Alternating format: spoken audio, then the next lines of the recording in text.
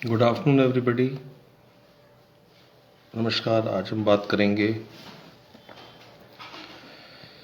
उन पेशेंट्स की जिनको हार्ट अटैक या दिल की बीमारी, नालियों की बीमारी, कोरोनरी आर्टरी डिजीज हो गई है, जिन्हें कहा गया है कि उनको कोई हार्ट अटैक हुआ है और अभी हॉस्पिटल में उन्होंने इलाज कराया है। तो कुछ समय बाद जब वो डिस्चार्ज हो जाते हैं, जब वो वापस अपने घर आ जाते हैं, तो उनको किन किन चीज़ों का ध्यान रखना चाहिए, यानी कि उनका पोस्ट इन्फाक्शन या पोस्ट एसीएस या पोस्ट मायोकार्डियल इन्फाक्शन, जिसे यहाँ कहा जाए कि हार्ट अटैक के बाद का जो समय है, वो उसमें क्या क्या सावधानियाँ बरतनी चाहिए और किस तरीके से जीवन को बिताना चाहिए। ऐसे बहुत सारे सवाल अक्सर उठते हैं। तो शुरू करते हैं। सबसे पहले मैं बताता हूँ कि हार्ट अटैक होता क्या है। हार्ट अटैक से मायने हैं कि जब दिल की नालियों में खून का जो चलना है, जो दिल के मसल को खून की ज़रूरत होती है उसको चलते रहने के लिए, उन नालियों में कमी आ जाना या उनका बंद हो जाना। बंद होता है दिल की नालियों का जो फ्लो है, ब्लड का सप्लाई कम होता है, तो दिल को खून की कमी होती है और अलग अलग तरह से दिल की बीमारी सामने आती है। कुछ लोगों को ये तकलीफ थोड़ी थोड़ी सी परंतु लगातार बनी रहती है। इसे हम क्रॉनिक एंजाइना या क्रॉनिक स्टेबल एंजाइना बोलते हैं, यानी दिल की सप्लाई कम होती है लेकिन बिल्कुल बंद नहीं होती, इसलिए वहाँ पर कुछ सप्लाई चलती है, लेकिन जब वो इंसान चलता फिरता है तो उसको खून का दौरा जो जितना चाहिए होता है उतना नहीं मिलता है। ऐसे चलने से फिर वो उसको तकलीफ़ होती है। जब वो कुछ काम करता है, सीढ़ियाँ चढ़ता है, थोड़ा सा ज़्यादा चलता है, जो वो रोज़ाना के काम करता है उससे अगर ज़्यादा काम करता है, कभी भागना पड़ जाए, कभी सीढ़ियाँ चढ़ना पड़ जाए, एक्सेसिव लोड पड़ जाए, फिज़िकल स्ट्रेस ऐसी हो जाए, तो छाती में दर्द होती है, बाह में आती है, पीठ में जाती है और बैठने पर आराम मिल जाता है। तो ये क्रॉनिक स्टेबल एंजाइना होता है, यानी कि अभी हार्ट अटैक हुआ नहीं है, सिर्फ दिल की नालियों में ब्लड सप्लाई की कमी आई है और इसकी वजह से सिम्टम्स आ रहे हैं। लेकिन कई लोगों को ये क्रॉनिक स्टेबल एंजाइना होता ही नहीं है और सीधा सीधा उनको ACS हो जाता है, जिसे हम एक्यूट कोरोनरी सिंड्रोम बोलते हैं, यानी आम भाषा में किसी तरीके का हार्ट अटैक हो जाता है। ऐसे लोगों को बहुत सीवियर पेन होगी छाती में, बाहों में जा सकती है, राइट में भी जा सकती है, लेफ्ट में भी जा सकती है, पेट की तरफ भी जा सकती है, गले की तरफ भी जा सकती है। और ये दर्द अब बैठे बैठे होती है। इसका मतलब जो दिल की नाली है उसका सर्कुलेशन एकदम कम हो गया है, ज़्यादा कम हो गया है और एट रेस्ट पेन हो रही है। साथ में उसको घबराहट हो रही है, पसीने आ रहे हैं, दिल की धड़कन महसूस हो रही है या एबनॉर्मलिटी महसूस हो रही है दिल की धड़कन की, तो उसको हम ACS बोलते हैं। बहुत सारे लोग इसकी जब निशानी मिलती है तो इससे गुरेज करते हैं, एक तरीके से परहेज करते हैं, अपने आप को इस निशानियों को जानते हुए भी, समझते हुए भी इनसे अपने जी चुराते हैं और जैसे समझते हैं कि दिल की बीमारी शायद उन्हें नहीं है। तो ये जब गलती करते हैं तो ऐसे केसेस में अक्सर लेट हो जाता है और हॉस्पिटल जाने की जो सही समय होता है, जैसे हम गोल्डन पीरियड बोलते हैं, जल्दी से जल्दी पहुँचें जिससे कि उनको कुछ ऐसा ट्रीटमेंट मिल जाए जिससे कि दिल की नाली एकदम खोल दी जाए फटाफट, चाहे दवाओं से जिसे हम थ्रोम्बोलिसिस कहते हैं, या फिर चाहे इमरजेंसी में स्टेंट डालकर अगर ज़रूरत हो तो खोल दी जाए। वो समय अगर निकल जाता है तो फिर दिल को काफ़ी नुकसान हो जाता है, और वो नुकसान कई बारी उस मरीज को तुरंत तभी ज़िंदगी का खतरा बना देता है, या फिर अगर वो ठीक होकर भी घर चला जाता है तो उसका दिल कमज़ोर हो जाता है, और उस कमज़ोर दिल के साथ उसको फिर बाकी ज़िंदगी जीनी पड़ती है, तो वो उसके लिए डिफ़िकल्ट होता है। इस स्थिति को हम हार्ट फेलियर कहते हैं, या reduce ejection fraction heart failure भी कहते हैं। तो वो एक अलग नया एक मसला शुरू हो जाता है पेशेंट के साथ, कि उसको दिल की ताकत को मेंटेन करना पड़ता है, और कम दिल की ताकत के साथ जो जो उसको परेशानियां आती हैं, जैसे कि कोई पूछ रहा था कि पानी कितना पीना चाहिए, तो वो हार्ट फेलियर की वजह से ही जब दिल कमज़ोर होता है तो पानी जो है वो फेफड़ों में भरने की स्थिति में चला जाता है, या पेट में, लिवर में, पैरों तक जा सकता है। तो ऐसी स्थिति में जब रिड्यूस इजेक्शन फ्रैक्शन होगा तो निश्चित रूप से पानी की मात्रा कम करनी पड़ती है। अगर दिल की ताकत कम है तो हम अपने मरीज को हार्ट फेलियर के इंडिकेशंस में हम बताते हैं कि उसको गर्मियों में 2 लीटर से ज़्यादा पानी नहीं पीना चाहिए, और सर्दियों में 1.5 लीटर से ज़्यादा पानी नहीं पीना चाहिए। और ये पानी का मतलब यहाँ पर लिक्विड से है, तो अगर वो चाय, दूध, जूस, सूप कुछ भी पीता है तो उसको पानी की ही गिनती में गिना जाएगा। अब कई लोग इस स्थिति में बहुत इंटरेस्टिंग बात पूछते हैं कि कैसे पता लगेगा कि मैं सही मात्रा में पानी पी रहा हूँ। तो मैं उनको यही सलाह देता हूँ कि आप 12-12 घंटे का पानी बॉटल में भर के रख लें, और वो 1 लीटर की बोतल अगर आप दिन में पिएं, और 1 लीटर की बोतल अगर रात को पिएं, या आधी लीटर की बोतल अगर आप सर्दियों में है तो रात को पिएं, तो उसी में से पानी पिएं, जिससे कि आपको पता लगता रहे कि आप ज़्यादा पानी नहीं पी रहे हैं। जैसे अगर आप कोई और तरल पदार्थ पिएं, कोई और पेय लें, जैसे लस्सी, चाय, दूध, जूस, सूप कुछ भी पिएं, तो जितना भी वो पदार्थ लें उतना पानी अपनी बोतल में से निकाल के उसको वेस्ट कर दें, जिससे कि आपको पता रहे कि आप 24 घंटों में अगर 1.5 लीटर बताया गया है तो 1.5 लीटर से एक्सीड नहीं किए, और अगर 2 लीटर बताया गया है तो 2 लीटर से एक्सीड नहीं किए। तो पानी तो जब हार्ट फेलियर होता है, जब दिल की ताकत कम हो जाती है, तो आपने कम पीना होता है। नमक का भी परहेज तब करना होता है। चलिए हम वापस अपनी बात पर जाते हैं कि कुछ लोग जब हार्ट अटैक आता है तो ऐसे समझने लगते हैं कि उनको तो हार्ट अटैक नहीं आया है, उनको तो गैस की प्रॉब्लम हुई है।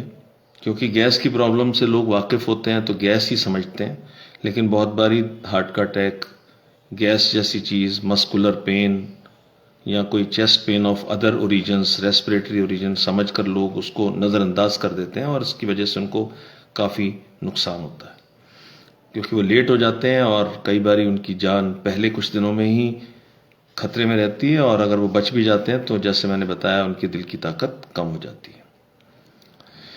तो अगर इस तरीके का कोई हार्ट अटैक आ जाए और आपको शक भी हो तो तुरंत हॉस्पिटल पहुंचिए, तुरंत जो उसका सही इलाज है वो शुरू कराइए। अगर आप सही विंडो में, गोल्डन अपॉर्चुनिटी आप में पहुंच गए हैं, तो आपका या तो थ्रोम्बोलाइज कर दिया जाएगा, या ऐसे सेंटर में पहुंचते हैं जहां पर एंजियोग्राफी हो सकती है, तो वहां पर आपका एंजियोग्राफी करके देखा जा सकता है कि किस तरीके की नालियां बंद हैं, और डिसाइड किया जा सकता है कि आपको मेडिसिन की ज़रूरत है, या स्टेंटिंग की ज़रूरत है, या कि बाईपास की ज़रूरत है। ये हर मरीज़ के साथ अलग अलग होता है। नालियों की एनाटॉमी देखकर कि किस तरीके की नालियां बंद हैं, कितनी नालियां बंद हैं, और कितना बड़ा अटैक है, और आपके साथ क्या बेस्ट रहेगा, और किस समय आप मरीज़ को लेकर हॉस्पिटल गए हैं। तो ये जब आप अपने डॉक्टर से डिस्कस कर लेते हैं तो इस तरीके का इलाज हो जाता है, और कुछ दिनों में आप वापस घर आ जाते हैं। लेकिन जब आप वापस घर आ जाते हैं, चाहे आप थ्रोम्बोलाइज करा कर आएँ, चाहे आप हेपरिन का ट्रीटमेंट करा के आएँ, जिसमें दिल की नालियों को कुछ हद तक आराम मिल जाता है और उसमें खून का स्राव बढ़ जाता है। खून की दवाइयाँ जो पतली करने वाली होती हैं, एंटी प्लेटलेट ड्रग्स होते हैं, एंटी कोगुलेंट्स होते हैं, स्टैटिन्स होते हैं, इनकी मदद से अगर आप ठीक होकर हफ्ते, 10 दिन में, 5 दिन में अगर आप डॉक्टर की सलाह से वापस आ जाते हैं, तो भी क्या आपको खतरा रहता है? तो मैं आपको बताता हूं कि वही समय आपका बहुत जरूरी है। वो खतरा रहता है। पहले 1 महीने में खतरा काफी ज्यादा रहता है, पहले 3 महीनों में फिर कुछ कम खतरा होता है, और फिर 1 साल तक भी खतरा रहता है कि आपको दूसरा अटैक आ सकता है, या फिर किसी वजह से भी, अटैक की वजह से जिंदगी गंवाने का खतरा भी आप समझ सकते हैं। 1 महीना, 3 महीना, फिर 1 साल, और बीच में 6 महीने के हिसाब से भी सोचा गया है। तो कई स्टडीज में पाया गया है कि ये समय अलग अलग ब्रैकेट्स के हिसाब से डेंजरस पीरियड्स हैं। 1 साल के बाद खतरा कुछ कम होने लगता है, और लेकिन वो सब भी इस बात पर निर्भर करता है कि आप किस तरीके का इलाज ले रहे हैं। तो आज हम इलाज की बात तो नहीं करेंगे, क्योंकि वो आपका डॉक्टर आपको समय समय पर, जब हार्ट अटैक के बाद उसको आप मिलें, तो वो आपको देखता रहे और आपको बताए कि कौन कौन सी दवाइयाँ चलनी हैं, या उस पर भी हम डिटेल में बात किसी दिन कर सकेंगे। आज हम सिर्फ बात करेंगे कि आपने अपने जीवन शैली में ऐसी क्या परिवर्तन लाने हैं जो कि आप पहले इन दिनों में साल भर तक बहुत ज़रूरी हैं और फिर सारी उम्र के लिए ज़रूरी हैं। तो ऐसे कौन कौन से परिवर्तन आपने लेकर आने हैं जिससे कि आपको जिंदगी गंवाने का खतरा ना हो और दूसरी बार अटैक होने का खतरा ना हो। इसको कहते हैं सेकेंडरी प्रिवेंशन, और रिकरेंट एमआई का जो खतरा है उसे कैसे हम कम कर सकते हैं। तो जीवन शैली के रास्ते से जब हम कम करते हैं तो मुख्यतः हमें अपनी डाइट पर चेंज करना है। सभी जानते हैं कि डाइट हमें स्पेशली ध्यान रखनी है, और हम चाहते हैं अपने डॉक्टर से ये जानना कि हमारी एक्सरसाइज का प्लान क्या रहे, हम कब एक्सरसाइज करना शुरू करें और कैसी तरीके एक्सरसाइज करें, किस तरीके की एक्सरसाइज करें, वॉक करें, कितनी करें। तो एक प्रिस्क्राइब्ड एक्सरसाइज शेड्यूल भी हमें अपने डॉक्टर से मिलता है। दवाइयों की लिस्ट के अलावा एक एक्सरसाइज का प्रिस्क्रिप्शन, एक डाइट का प्रिस्क्रिप्शन बहुत जरूरी है। फिर तीसरी चीज, अगर आप स्मोकर हैं तो आपको स्मोकिंग से संबंधित जो इंस्ट्रक्शंस हैं वो ये हैं कि बिल्कुल स्मोकिंग आपको बंद करनी पड़ेगी, क्योंकि स्मोकिंग अगर आप करते रहेंगे और पोस्ट मायोकार्डियल इन्फार्क्शन पीरियड में है, यानी कि हार्ट अटैक के बाद की स्थिति में है, तो आपका मौत होने का, यानी जान गंवाने का खतरा बहुत ज्यादा होता है, करीब दुगना हो जाता है उससे जो स्मोकर नहीं है। स्मोकिंग को कैसे छोड़ें, इसके लिए भी आपको सलाह इस ड्यूरेशन में बहुत ज़रूरी होती है, क्योंकि जो लोग स्मोक करते हैं वो उस पर डिपेंड करते हैं, डिपेंडेंट होते हैं। छोड़ना आसान नहीं होता, लेकिन उसके लिए डॉक्टर्स और पैरामेडिकल स्टाफ, साइकोलॉजिस्ट आपकी मदद कर सकते हैं। मैं आपको बताऊंगा कि उसको कैसे कर सकते हैं। अपने वेट को ठीक ब्रैकेट में रखना, ये चौथा काम है जो आपको डाइट, एक्सरसाइज, स्मोकिंग के बाद जरूरी है। और वेट अगर ज़्यादा है, यानी कि बीएमआई से हम वेट को जानते हैं, अगर ज़्यादा है तो आपको वेट रिडक्शन प्रोग्राम में भी जाना होगा। सो अगर आपका बीएमआई 30 से ज़्यादा है तो हर हालत में आपको वेट रिडक्शन के लिए सलाह लेनी चाहिए, और आपका एम या आपका गोल होना चाहिए कि आप 25 बीएमआई तक पहुंच पाए।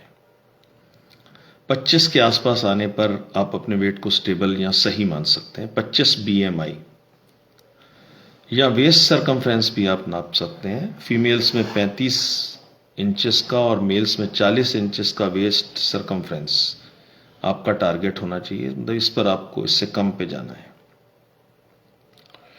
सो वेट रिडक्शन बहुत इंपॉर्टेंट है, फिजिकल एक्टिविटी बहुत इंपॉर्टेंट है, स्मोकिंग को छोड़ना बहुत इंपॉर्टेंट है, और डाइट जो मैं बताने वाला हूँ उसको भी फॉलो करना बहुत इंपॉर्टेंट है। तो इन पर डिटेल में बात करते हैं। और वैसे इसके अलावा जो दवाएं लिखी जाती हैं उनको बिल्कुल केयरफुली लेना बहुत ज़रूरी है, और रेगुलर विजिट्स डॉक्टर के पास, ताकि समय पर आपकी जो एंटी प्लेटलेट ड्रग है, यानी कि खून पतला करने की दवाई है, उसकी सही डोज एडजस्ट की जा सके।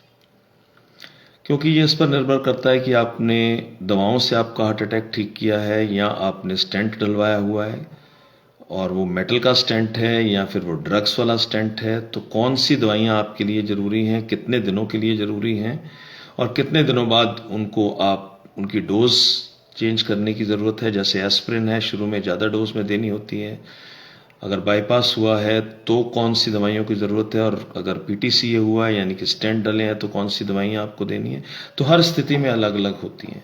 इनके साथ साथ लगातार कोलेस्ट्रॉल्स का मैनेजमेंट बहुत ज़रूरी है। अगर वो बढ़े हुए हैं और नहीं भी बढ़े हुए हैं तो आप हाई रिस्क में हैं, इसलिए आपको स्टैटिन्स नाम की जो दवाई है वो कभी भी नहीं छोड़नी है। तो उनका रेगुलर यूज़, एस्प्रिन का रेगुलर यूज़, और दूसरे एंटीप्लेटलेट जो P2Y इनहिबिटर्स होते हैं, क्लोपिडोग्रिल, प्रासोग्रिल या फिर टिकाग्लोर, उनका सही यूजेज आपको डॉक्टर की मदद से करना है। कुछ और ड्रग्स हैं, बीटा ब्लॉकर्स, एस इनहिबिटर्स और MRA। इनको भी देखा गया है कि पोस्ट MI पीरियड में इनका सही प्रयोग किया जाए तो ज़िंदगी बढ़ाने में मदद करते हैं। तो दवाइयों के बारे में मैंने पहले ही बताया, मैं ज़्यादा डिटेल में बात नहीं करूँगा। मैं बात करूँगा आपकी डाइट के बारे में, आपकी एक्सरसाइज के बारे में और आपके स्मोकिंग के बारे में, जैसे मैंने बताया। तो चलिए डाइट से शुरू करते हैं। डाइट में जो मेन चीज़ें हैं वो ये ध्यान रखना है कि आप अपने डॉक्टर से बात करके मेडिटेरेनियन डाइट और डैश डाइट, ये दो डाइट्स पर आप रहें। मेडिटेरेनियन डाइट देखी गई है कि पोस्ट MI पीरियड में बहुत यूज़फुल रहती है। अब एक मेडिटेरेनियन डाइट क्या होती है, कहने का मतलब है इसमें आपको कार्बोहाइड्रेट्स की मात्रा कम होती है, और अगर कार्बोहाइड्रेट्स होते भी हैं तो वो होल ग्रेन्स होते हैं, यानी आपको पूर्ण जो ग्रेन है पूरा यूज़ करना है, और ताकि फाइबर की क्वांटिटी बॉडी में पूरी जा सके। प्रोटीन्स आप ज़्यादा लीजिए डॉक्टर की सलाह से या डाइटिशियन की सलाह से, और फैट्स आपकी कैलोरीज को 30% टोटल कैलोरीज से ज़्यादा कंट्रीब्यूट नहीं करें, यानी फैट्स की मात्रा को लिमिटेड करें। और फैट्स में भी जो सैचुरेटेड फैट्स हैं, मैं कई बार पहले भी बता चुका हूँ, उनको यूज़ नहीं करना है। और मोनो अनसैचुरेटेड और पॉली अनसैचुरेटेड फैट्स जो आपको वेजिटेबल सोर्सेस से मिलें या मैराइन सोर्सेस यानी कि फिश वगैरह के रास्ते से मिलें। तो जब हम मेडिटेरेनियन डाइट की बात करते हैं तो उसके अंदर ऑलिव ऑयल यूज़ करने की बात करते हैं फैट के तौर पर। वो देखा गया है कि वो यूज़फुल होता है। वैसे जो सैचुरेटेड फैट्स वो होते हैं जो रूम टेम्परेचर पर जम जाते हैं।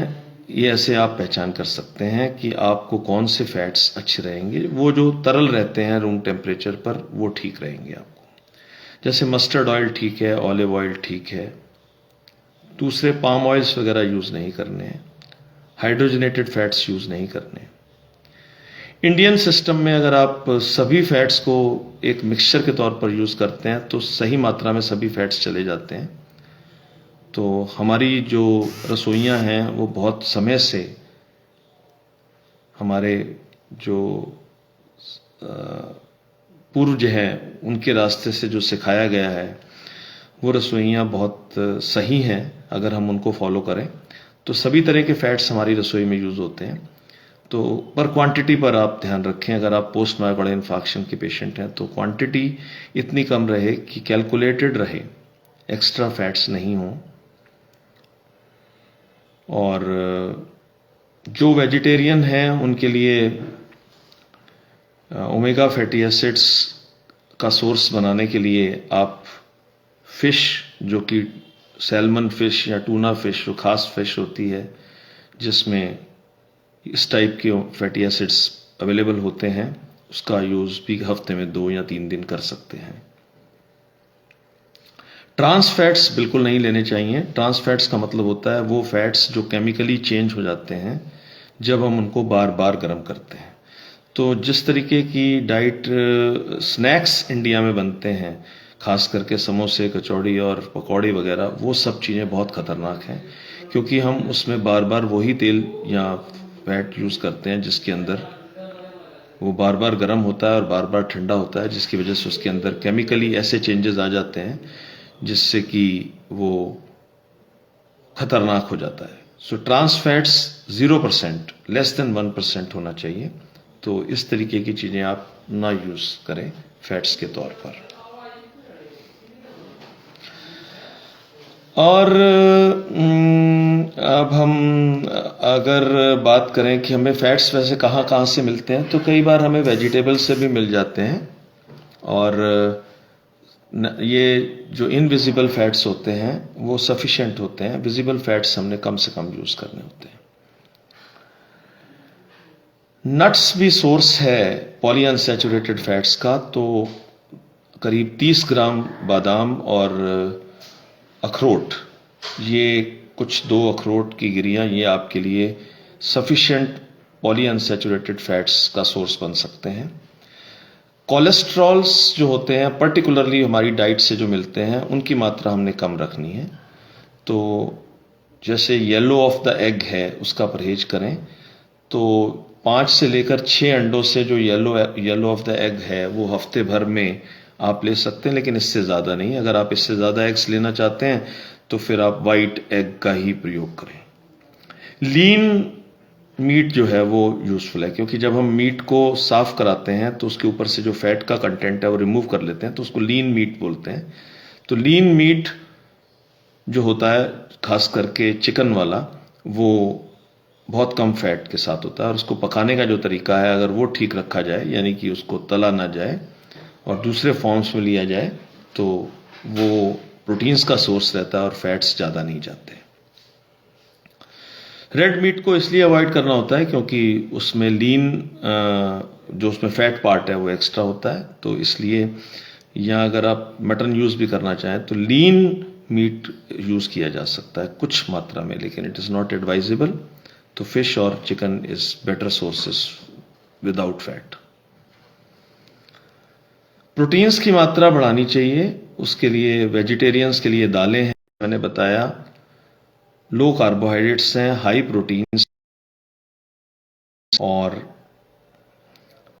फाइबर्स हैं, और सबसे ज़्यादा बड़ी बात जो अब मैं बताने वाला हूँ वो ये है कि कम से कम आधा किलो से ज़्यादा रोज़ाना रॉ वेजिटेबल्स और फ्रूट्स हैं। मल्टी कलर्ड फ्रूट्स आपको फिनॉल्स देते हैं जो एंटीऑक्सीडेंट्स का काम करते हैं, और रोज़ाना आपका थाली का आधा हिस्सा कम से कम फ्रूट्स और वेजिटेबल्स से ही होना चाहिए। कुक्ड वेजिटेबल्स भी हों, जितनी ज़्यादा क्वांटिटी में वो अच्छा रहेगा। सो कुल मिलाकर फ्रूट्स, वेजिटेबल्स की एक्सेस ही मेडिटेरेनियन डाइट का, और ऑलिव ऑयल का उसमें साथ होना ही मेडिटेरेनियन डाइट का पार्ट है।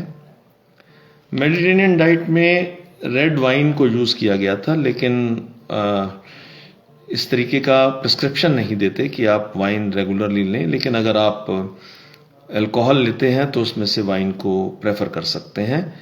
ओवरऑल अल्कोहल का कंटेंट कम से कम रखना चाहिए पोस्ट मायोकार्डियल इन्फार्क्शन पीरियड में, क्योंकि आपका दिल कमज़ोर हो सकता है, और अल्कोहल जो होता है वो दिल के लिए टॉक्सिक होता है। तो अल्कोहल के बारे में सलाह हो गई, स्मोकिंग के बारे में हो गई, मेडिटेरियन डाइट। और डैश डाइट क्या होती है? डैश डाइट होती है जो हाइपरटेंशन में यूज़ की जाती है। उसमें सॉल्ट कम यूज़ करना है, और पोटेशियम रिच सॉल्ट्स आपने ज़्यादा लेने हैं, और ऐसा देखा गया है कि मैग्नीशियम भी आपको मदद करता है, कैल्शियम भी आपकी मदद करता है। सोडियम आपने कम लेना है, पोटेशियम आप ले सकते हैं। और सोडियम कम लेने का मतलब है टेबल सॉल्ट्स मत यूज़ करें, अचार, पापड़, जो एक्स्ट्रा सॉल्ट है वो बंद करें। जो आप पकाने में नमक यूज़ करते हैं वो भी कम से कम करें। अगर आप ब्लड प्रेशर के पेशेंट हैं तो आपको 3 से 5 ग्राम से ज़्यादा सॉल्ट नहीं लेना होता। बेकरी में सॉल्ट होता है वो आपने अवॉइड करनी है, बिस्किट्स में, और जो बाहर का खाना होता है उसमें तो सॉल्ट, इनविजिबल सॉल्ट बहुत होता है टेस्टी बनाने के लिए, मैदे में जैसे पिज़्ज़ा वगैरह। तो इन सब चीज़ों से आपके अंदर सॉल्ट चला जाता है जो आपको पता भी नहीं चलता, और वो आपके लिए ब्लड प्रेशर और पानी की मात्रा बढ़ा देता है और वो आपके लिए दिक्कत का कारण बन सकता है।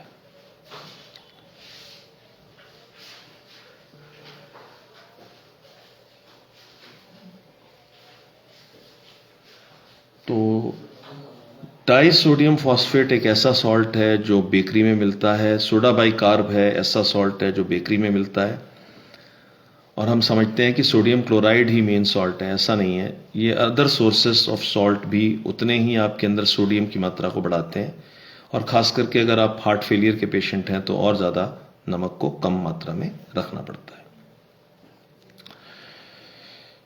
डेयरी जो होती है, जो मिल्क डेयरी जो है, उसको मेडिटेरेनियन डाइट में सपोर्ट नहीं किया गया। तो जो प्रोटीन्स आपको दूध और दूध वाली चीज़ों से मिलते हैं वो उतने अच्छे नहीं होते जितने नॉन वेजिटेरियन फूड से मिलते हैं। लेकिन अगर आप नॉन वेजिटेरियन फूड नहीं खाते हैं तो आपको फिर कुछ पनीर के रास्ते से प्रोटीन्स की आवश्यकता पड़ती है, वो आपको लेनी ही पड़ेगी। तो कुल मिलाकर ये डाइट है जिस पर आपको खास करके पानी, नमक और विभिन्न कंपोनेंट्स का मैंने आपको बताया। इवन एंटीऑक्सीडेंट्स, कलर्ड फ्रूट से आपके अंदर जाएं, ये भी बहुत अच्छा तरीका है। ब्लड प्रेशर को कंट्रोल रखना है, डायबिटीज़ को कंट्रोल, अगर डायबिटीज़ है तो शुगर का कंट्रोल अलग से अपने डॉक्टर से समझना है, ताकि आपके अंदर किसी तरीके से भी शुगर का वेरिएशन ना आए, क्योंकि वो आपके लिए दूसरे दिल के दौरे का कारण बन सकता है। कोलेस्ट्रॉल्स को रेगुलरली चेक करना है ताकि आप के अंदर कोलेस्ट्रॉल्स बढ़े ना हो, और आपकी डोज जो है कोलेस्ट्रॉल कम करने की दवाई, खास करके स्टैटिन्स, क्योंकि एलडीएल एक ऐसा पदार्थ है हमारे कोलेस्ट्रॉल्स में जिसको माना गया है कि अगर वो कम से कम हो तो वो दूसरे अटैक को बचाता है। तो जिनको पोस्ट मायोकार्डियल इंफार्क्शन फेज है तो हम सोचते हैं उसका एलडीएल का लेवल 70 से भी कम हो तो बेहतर है। और अगर आपको अटैक नहीं हुआ है तो 100 तक, और डायबिटीज़ है तो 100 तक, और नहीं तो 130। जब भी आप अपने कोलेस्ट्रॉल चेक कराएं तो आप कोलेस्ट्रॉल मेडिसिन लें तो कम से कम जो भी आपका पहले वाला लेवल है उसका 50% रिडक्शन आपको एम करना चाहिए कि वो हो जाए। और पोस्ट मायोकार्डियल इंफार्क्शन यानी दिल के दौरे के बाद वाले मरीजों के लिए तो 70 से ज़्यादा होना ही नहीं चाहिए। एक्सरसाइज के बारे में थोड़ी सी बात कर लेते हैं। एक्सरसाइज हो सकता है डॉक्टर आपको बताए कि अभी नहीं कीजिए क्योंकि आपका दिल कमज़ोर है, तो कुछ समय बाद समय समय पर हर विजिट पर अपनी एक्सरसाइज के बारे में जानकारी लेते रहें, और शुरुआत थोड़े से करें। जैसे 10 मिनट की वॉक करें सुबह, 10 मिनट की शाम, शुरुआत में। 1 हफ्ते के बाद जब आपका इलाज हो चुका है, वो भी डॉक्टर की मर्जी से, उसकी सलाह के बाद, और धीरे धीरे उसको बढ़ाएं। फिर उसको ब्रिस्क वॉक में कन्वर्ट कर लें, और ब्रिस्क वॉक का मतलब होता है कि आप थोड़ा सा तेज चलें जिसमें आपको थोड़ा सांस महसूस हो, और ऐसा सांस महसूस हो कि आप बगल में चल रहा जो आदमी है उसको आपकी बात करते से समझ में कम आए। इसका मतलब है कि आप बात पूरी तरह ना कर पाए, इतनी तेज चलना है। टहलने का बहुत फायदा नहीं होता। रोजाना सैर करना ठीक समझा गया है, लेकिन कम से कम 5 दिन हफ्ते में तो बहुत जरूरी है, और 30 मिनट से ज़्यादा की सैर से कोई बहुत ज़्यादा फायदे नहीं होते। सो 10 मिनट से शुरू होकर 30 मिनट तक जाएं, और ब्रिस्क वॉक पर अपने आप को मेंटेन करें। और ब्रिस्क वॉक का मैंने डेफिनेशन आपको बता ही दिया। लेकिन अगर आपको छाती में दर्द हो, कोई सांस फूले या कोई मुश्किल आए, तो डेफिनेटली डॉक्टर की सलाह फिर से लेकर उसको रोक दें, और फिर एक बारी डी एस्केलेट कर लें। कभी कभी रिहेबिलिटेशन शुरू ऐसे होता है कि जब आप हार्ट अटैक के बाद घर जाते हैं तो आपको बिस्तर में से उठना होता है, नॉर्मली बाथरूम जाना होता है, तो पहले वहाँ से शुरुआत होती है। फिर थोड़ा थोड़ा गार्डन में वॉक करें, फिर गार्डनिंग वगैरह थोड़ी थोड़ी शुरू करें।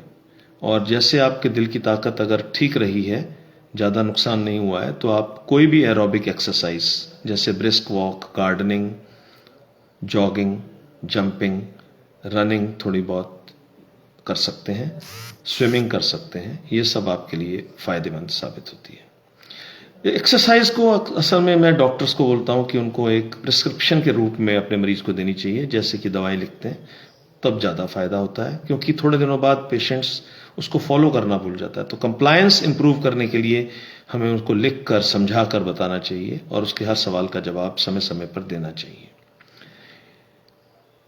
जब आप वॉक करने जाते हैं, अगर आप डायबिटिक हैं तो आप अपने साथ कुछ मीठी चीज़ लेकर चलें या खाली पेट ना जाएं, नहीं तो घर रास्ते में शुगर कम होने का चांस बढ़ गया और शुगर कम हो गई तो वो भी आपके लिए दूसरा हार्ट अटैक का कारण बन सकता है या स्ट्रोक का कारण बन सकता है।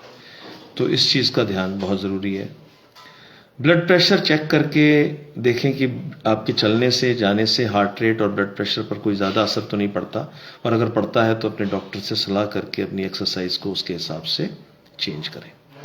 रेजिस्टेंस एक्सरसाइज भी कर सकते हैं हफ्ते में 2 दिन, लेकिन वो आपकी एरोबिक एक्सरसाइज की जो तादाद है उसको बढ़ाने में मदद करता है और आपकी मसल बिल्डिंग में हेल्प करता है, तो वो आपको लॉन्ग टर्म एरोबिक एक्सरसाइज करने में मदद करता है। तो रेजिस्टेंस एक्सरसाइज जैसे छोटे मोटे डंबल या उठक बैठक, इस तरीके की एक्सरसाइज थोड़ी बहुत हफ्ते में 2 दिन 20-20 मिनट के सेशंस आप लगा सकते हैं।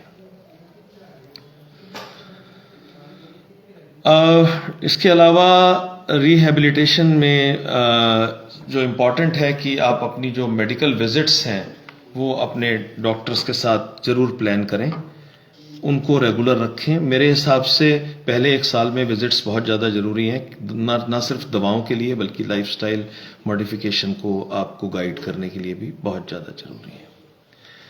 इससे वो आपको बताते रहें कि आपको किस चीज़ की कब ज़रूरत है।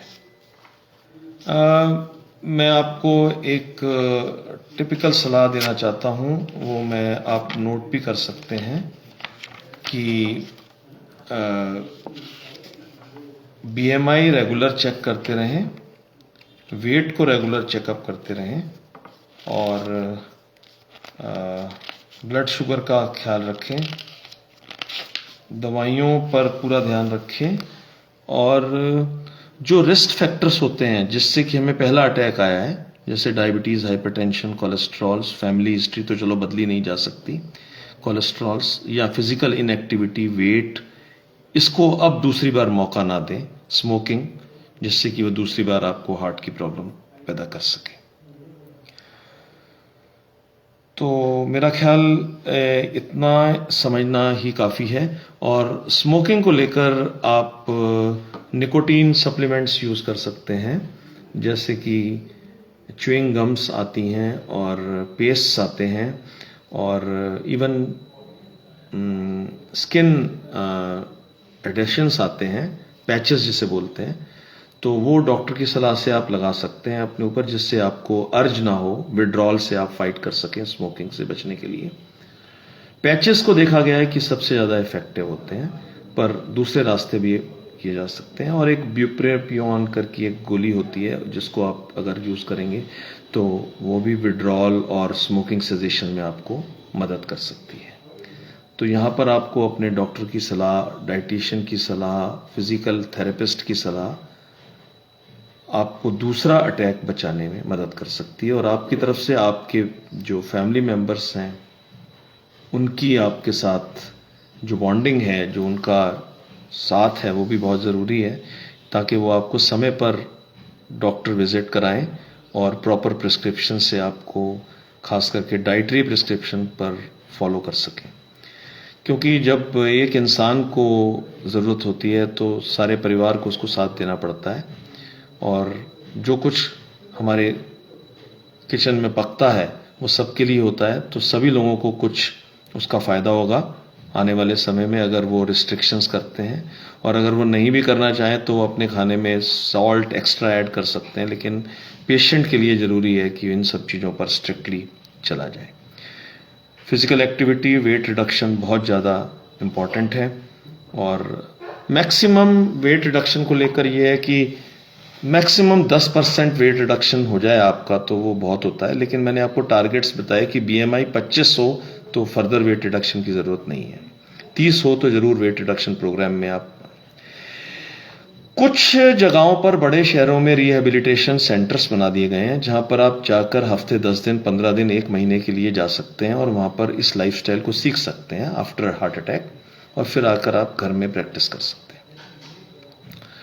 या फिर कभी कभी हमारे हॉस्पिटल्स में आपको हफ्ते में 2 दिन रिहैबिलिटेशन एडवाइस के लिए बुलाया जा सकता है, और उस टाइम आपको ये समझाया जा सकता है और याद कराया जा सकता है कि क्या क्या आपको करना है।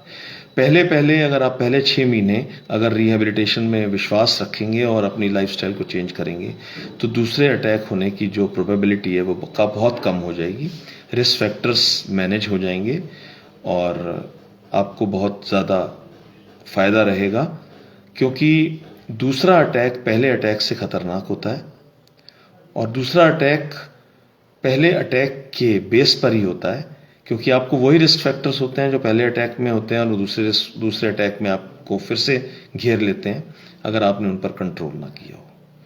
तो रिस्क फैक्टर्स को पहचानो, उन पर कंट्रोल करो। डॉक्टर का और पैरामेडिकल स्टाफ का, डाइटिशियन का, फिजिकल थेरेपिस्ट का और परिवार का, सभी का साथ लें और ताकि आप रिहेबिलिटेशन प्रोग्राम में घर पर ही कर सकें।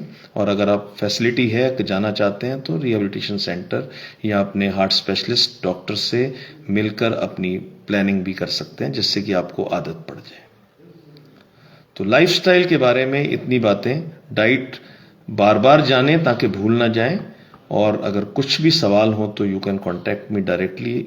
My number is 9814502340 and you can call me for any lifestyle intervention, anything you want to know from me in relation to myocardial infarction and post myocardial infarction patient। खास करके अगर मेरे से जुड़ना चाहें और वो हार्ट फेलियर को लेकर वरिड हैं, पानी को लेकर, नमक को लेकर, डाइट को लेकर, एक्सरसाइज को लेकर, स्मोकिंग को लेकर, वेट को लेकर, एक्टिविटी को लेकर, रिहेबिलिटेशन प्रोग्राम को लेकर, तो they can contact me directly even.